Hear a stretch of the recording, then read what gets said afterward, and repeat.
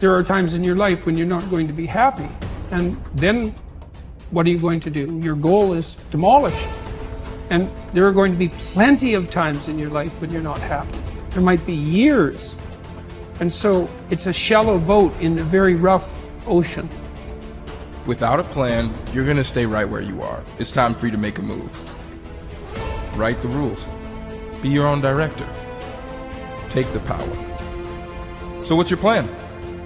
How are you willing to change? What is it that you're going to do to make a difference? Make today different than it was yesterday? What actions are you willing to take?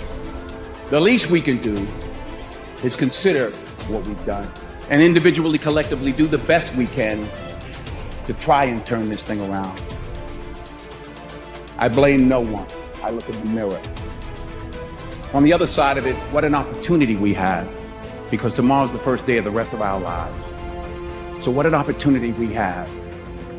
For far too long, you've allowed the volume of your past misfortunes, your past setbacks, and your past failures to play way too loudly in your speaker of life.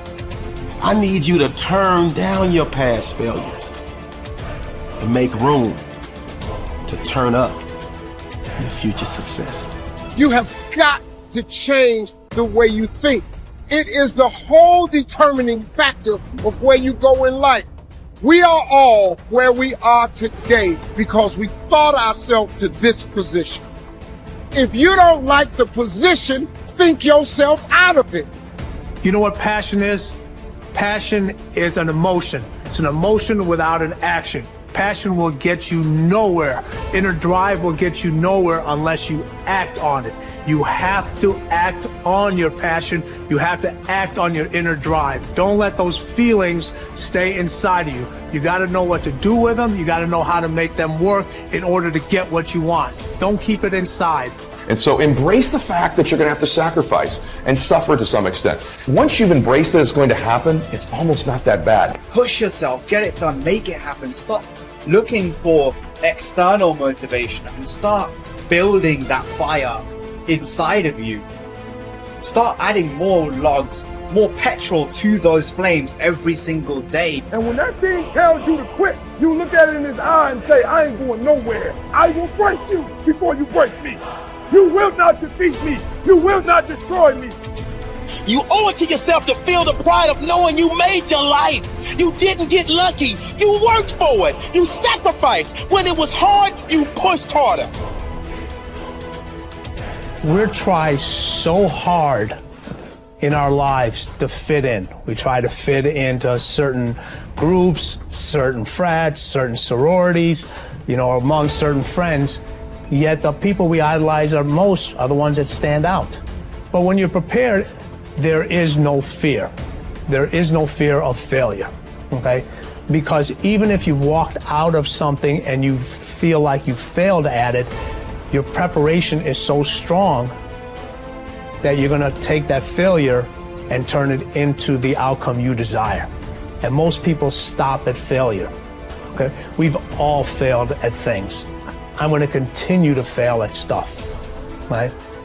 It's the most powerful tool you can use, but it all depends on how you use it. We talk about it in Relentless, okay? A scalpel, okay? In the hands of an individual, it can do unbelievable damage. In the hands of a professional, of a doctor, it saves lives. So it's the same thing with failure. It's how you use it. It's that drive inside of you, okay? It's what we talk about, the dark side. The dark side is filled with failure, but it's the fuel that burns you like something that's never burned inside you before. Fully mature people accept that their actions have consequences. A fully functioning adult knows that he or she can choose an action, but once the action is taken, both predictable and unpredictable consequences will follow. The true adult accepts that for every cause there will be an effect. For every action, there will be a reaction. You can choose the action before you act, but you cannot choose or control the consequence or reaction afterward. Intelligent adults are very careful about the thoughts they think and the actions that they take. They do not fool themselves or engage in self-delusion. They don't pretend that things might happen differently, nor do they trust to luck. inactions also have consequences. What are called crimes of omission are often more serious to your long-term prospects than the mistakes you make. Omitting to think through your values, set clear goals, make plans, commit to excellence, and so on, can be disastrous to your possibilities of great success. The starting point of success is the acceptance of reality. What cannot be cured must be endured. Often people will come to me with challenges they are facing, and I will ask them this simple question: is this a problem or is this a fact? If it's a problem, it's amenable to a solution. There is something that you can do to change it. If you are not happy with the situation, it is up to you to go and do whatever you can to resolve it. A fact, however, is different from a problem. It is something that exists, like the weather, like rain or snow. There is nothing that you can do about it. You can solve problems, but the reality principle says that you have to learn to live with facts. Something unfortunate that has happened is a fact. A sale that did not go through, a business deal that collapsed, a relationship that didn't work out. All of these are facts. Many people waste an enormous amount of emotional energy struggling with facts when they would be much better off concentrating on doing better in the future. Your goal is to be happy, confident, and optimistic. The way that you achieve this is by making these positive responses so automatic that you remain predominantly happy, confident, and optimistic no matter what happens. You can achieve this result by taking specific, proven, practical steps that have been used by millions of people and which work with virtually unfailing certainty. The starting point is accepting complete responsibility for every aspect of your life. The law of sowing and reaping, whatever you sow or fail to sow, is going to determine what you reap in the end. The law of accumulation reminds us that everything counts. Every positive step you take is moving you toward building a great life for yourself. Every positive word or thought or image is deepening your belief and increasing your confidence in your ability to achieve wonderful things. Finally, remember the law of reversibility. If you act in a manner consistent with high performance and high self-confidence, those very actions will generate the feelings consistent with them. Every positive, constructive action that you take in the direction of your dreams and goals will reinforce your belief in yourself and in your ability to accomplish your ideals. The challenge for building good habits and breaking bad ones is often finding a way to pull the long-term consequences of your bad habits into the immediate moment. So you feel a little bit of pain right now and want to avoid it. And the long-term rewards of your good habits into the immediate moment so that you have a reason to repeat it again in the future. Each behavior casts a vote for the type of person that you want to become. And if you cast enough votes for that type of identity, you start to believe that about yourself, right? Like if you go to church for 20 years, you believe that you're religious. You study Spanish every Tuesday for 30 minutes, you believe that you are studious. So in that way, your habits provide evidence of your desired identity. And I think that that is probably the ultimate reason that habits are so important. It's true, like habits can help you earn more money or be more productive or lose weight. And all that stuff is great. But in addition to the external results that habits provide, they also shape your sense of self. They are the engine or the avenue through which you learn to believe things about yourself. You have to have just one thing in mind: keeping on track, closing out all the noise and the clutter that gets in your way. You've got to identify your target. Let nothing stand in your way. You've got to keep your eye on the target until you've released the arrow. Let nothing capture your attention unless it's in the best interest of your ambition. If you don't keep your mind on what you're doing, if you don't keep focused on the task at hand, it could slip right on by you. Wherever you are, be there. Whatever you're supposed to be doing for the moment, do it. You can't be thinking of everything you have to do at one time, all the time. You have to concentrate on just one thing at a time, one project, one job. You have to take it one task at a time and complete it. Do what you've set out to do. Keep your mind only on that one task. Why? If you don't, you won't accomplish anything. Concentration takes a lot of discipline. It takes a lot of discipline to demand privacy, to keep the do not disturb sign on your door while you're in the middle of an important job, It takes a lot of discipline not to answer the phone every time it rings at home.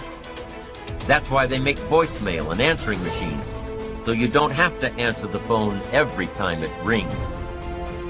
Your family will appreciate an uninterrupted dinner hour. Your night work will get done a whole lot faster. Concentrate on the work at hand and demand of yourself the discipline to stay focused.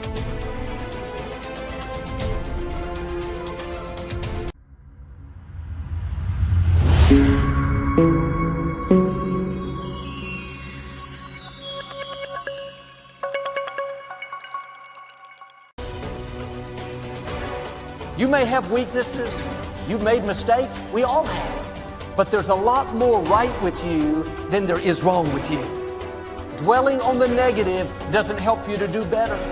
Beating yourself up for past mistakes doesn't move you forward.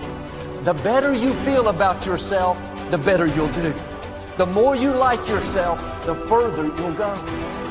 You can't give away what you don't have. If you're in turmoil on the inside, mad at yourself, critical, condemned, that's what you have to give.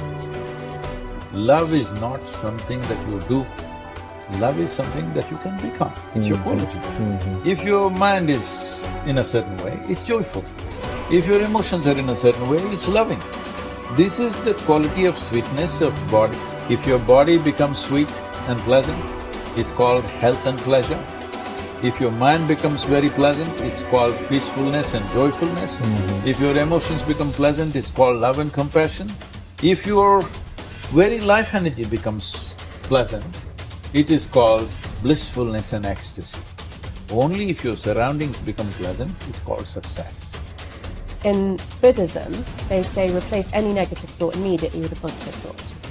And the neuroplasticity says the same thing, because neuroplasticity is amazing, but it can be bad. If you have a breakup and you obsess about the person, you're wiring that deeply into your brain.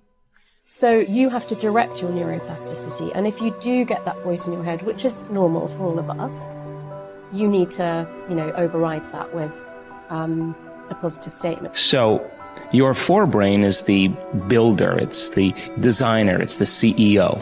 And when you begin to speculate possibilities, when you start to think about a better way to do something, or something you want to experience, or something you want to do, or some future event, it's an amazing phenomenon, because researchers are beginning to show that not only do we remember a past, but the brain actually can remember a future.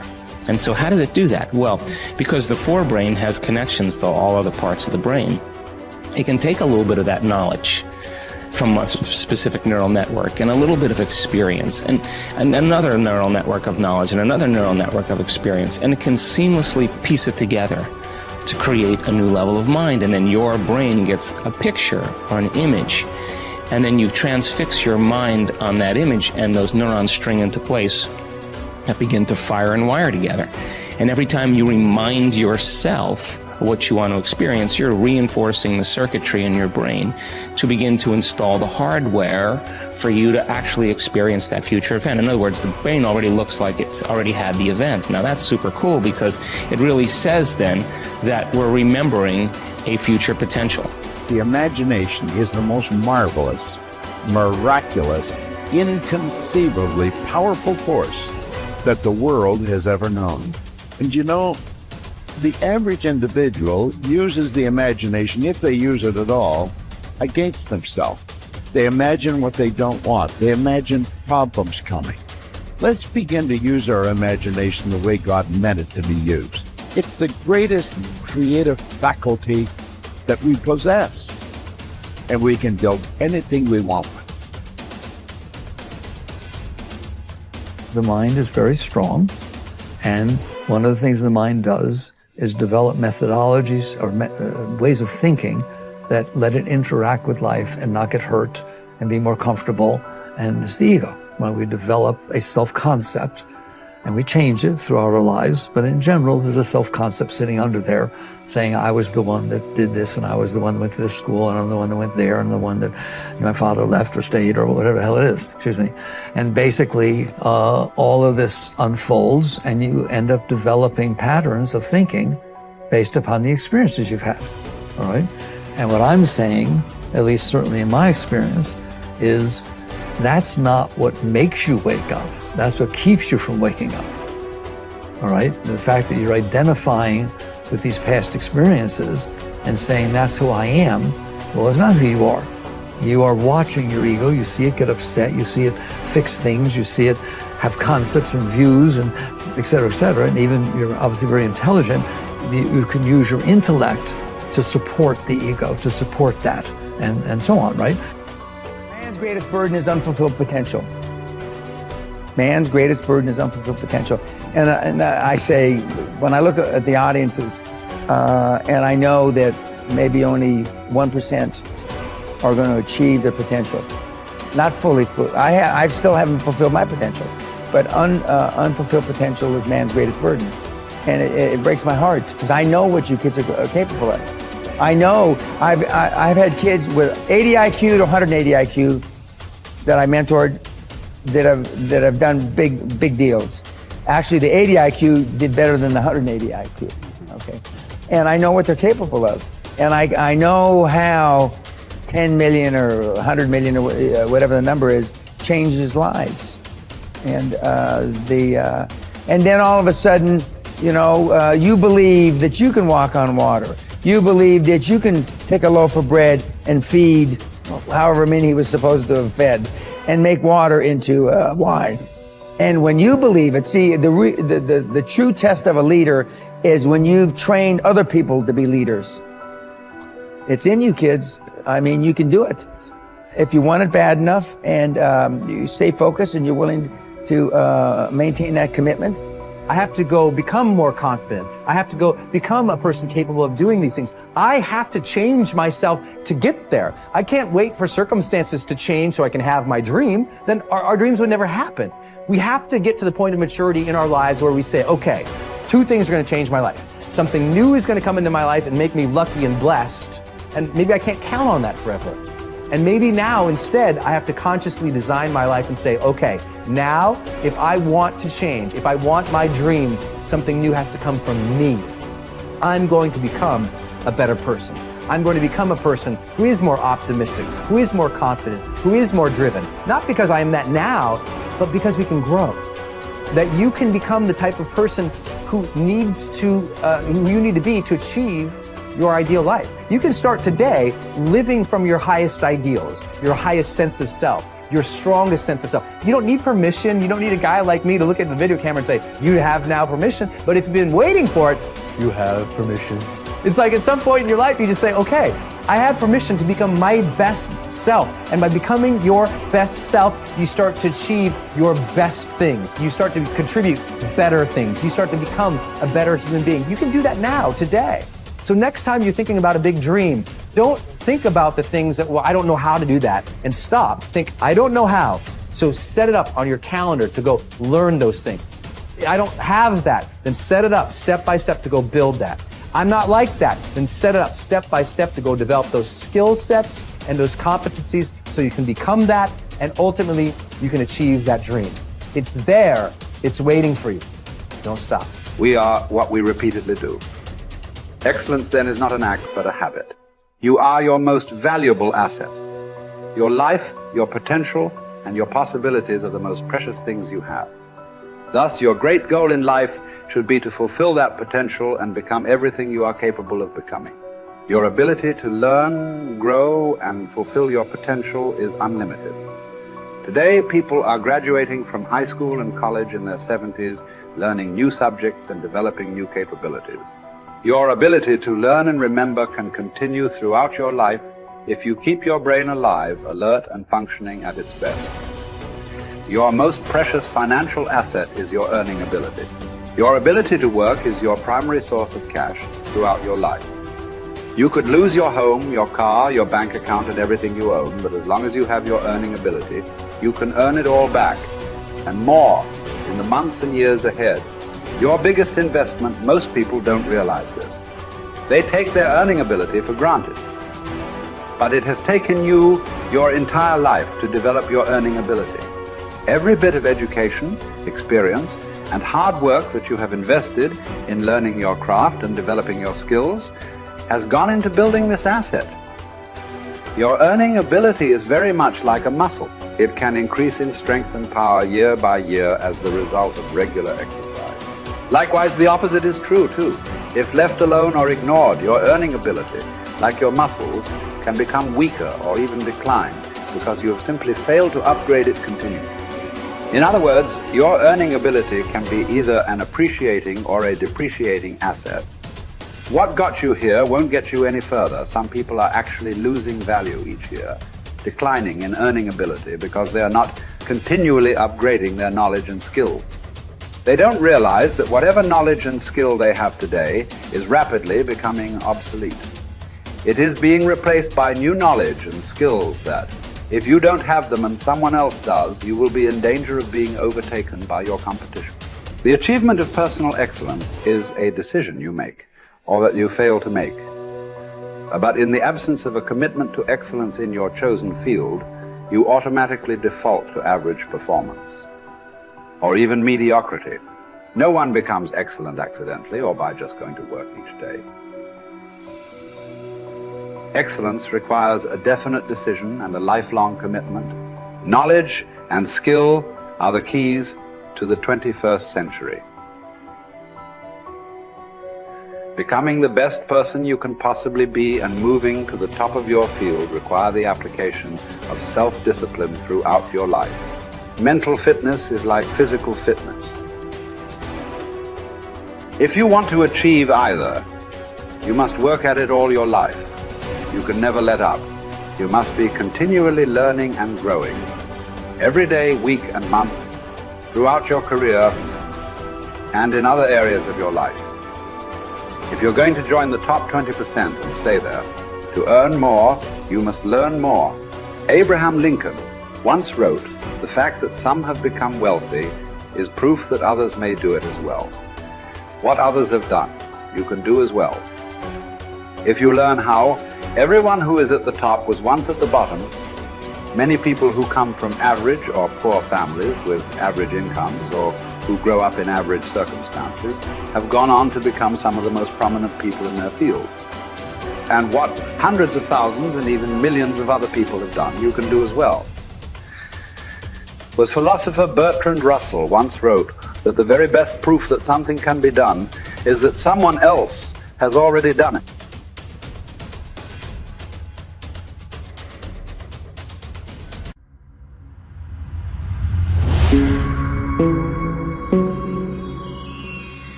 You may have this conversation with your mind several times before it acknowledges that you are in charge and that you really mean what you say. Imagine that your thoughts are like drops of water. One thought or one drop of water does not mean very much. As you continue to repeat the same thoughts over and over, you first notice a stain on the carpet, then there's a little puddle, then a pond, and as these thoughts continue, they can become a lake and finally an ocean. What kind of ocean are you creating? One that is polluted and toxic and unfit to swim in? Or one that is crystal clear and blue and invites you to enjoy its refreshing waters? All of us have these bags of manure that we carry around with us, called our past. And the people who have done things to us and the events and the circumstances, all of this stuff that we use and we bond to. And we bond ourselves to these wounds of our past and we identify ourselves on the basis of these wounds. And every once in a while we set it down and we reach in there and we smear it all over ourselves. And then we wonder, why does my life smell so bad? I don't understand this. Whatever you pay attention to will naturally grow, at least for you. Every human being that you meet, there's a good side to them, there is a nasty side to them. If you pay attention to the nasty side, your mind will be preoccupied with the nastiness. Somebody else's nastiness will become yours. And because of that, you will receive more and more of that from all around. If you pay attention to the best, even though In some people it may be a minuscule. If you pay attention to the best, it will grow, at least in your mind. In your experience, it will grow. There is a good chance it will grow in them also. You're never going to get enough. You already are everything. You're everything that you need. Think of it for just a moment. Everything that you need to have total bliss, perfection of your life, you already are. You already have it. You came into this world with nothing. That's how you're going out. And the time that you have here, what you have is your uniqueness, your specialness, and you don't need anything else. Now think on this. If you don't know how to appreciate what you have and where you are in your life, you don't need anything. Because if you do get something else, you won't know how to appreciate that either. You'll just want more. Or you'll want it to be different. Or you'll want it to be the way it used to be. Or you'll want someone else to be the way you think they should be. If we are willing to turn our lives over to this greater power within us, the power that loves and sustains us, we can create more loving and prosperous lives. I believe that our minds are always connected to the one infinite mind, and therefore all knowledge and wisdom is available to us at any time. Nobody changes until they change their energy. When you change your energy, you change your life. See, it has nothing to do with the external activity that you're doing. It's got something to do with the internal systems as to how they're functioning. Essentially, it means neither your body, nor your mind, nor your chemistry, nor your emotions, nor your energy are taking instructions from you. They're doing their own thing. Once your machine is not in your control, being peaceful is impossible. I'll tell you, you get into your car and now you go there and you want to turn this way. You do this to the steering, it goes this way. Can you peacefully drive this car? Can you? No. Anxiety is natural, isn't it? This is what has happened to your vehicle. It's out of control. You've never done anything to find out where the steering wheel is, first of all. This is not that simple as a car, this is a super computer. Now the problem is most people have not even bothered to find the keyboard. They think if they do this, somehow it'll work. When you're given such a highly sophisticated machine, if you do not conduct it properly, it will cause many problems to you. By accident it's working. I want you to know this is made this way. If you hold your hands like this, it'll breathe one way. If you just turn it around, the very way you breathe, the breathing pattern itself changes in your lungs. You can try it if you want when you have the time. This way, this way. I'm saying everything that you do, fundamental changes are happening in this machine because it's such a sophisticated machine. It's more than a touch screen. If you just wish it, it will happen. When you have such a sensitive and sophisticated machine and you are operating like a blacksmith, then being peaceful seems to be difficult. Peace is not the highest goal in your life, it is the most fundamental requirement. Don't ever set peace as the highest goal. If you do that, you'll only rest in peace. You must see, to be peaceful is the first thing in your life, isn't it? If you want to do anything sensibly in your life, if you want to conduct any situation in your life sensibly, to be peaceful and happy is fundamental. All improvement in your life begins with an improvement in your mental pictures. We know that because of the law of correspondence, that your outer world tends to be a mirror of your inner world. This means that what you see on your outside, what you see in your relationships, your health, your work, your customers, and so on, tends to be a result of the pictures you have inside. We also know that your self-image controls your performance. Because the way you see yourself and think about yourself inside determines how you act on a day-to-day basis. If you see yourself and think about yourself as an extraordinary person, if you see yourself as a success, if you see yourself as happy, positive, confident, in control, if you see yourself as a loving parent or spouse, you will act that way toward others. So therefore, all improvement in your life begins with an improvement in your mental pictures, with you consciously and deliberately selecting the pictures that you're going to allow your mind to dwell upon. And that word dwell is terribly important. When you dwell upon a picture, your subconscious mind, just as with affirmations, accepts the picture as a command and goes to work to bring that picture into your reality. It's the most phenomenal thing. Your subconscious mind controls your reticular activating system, or your reticular cortex as well. Your reticular activating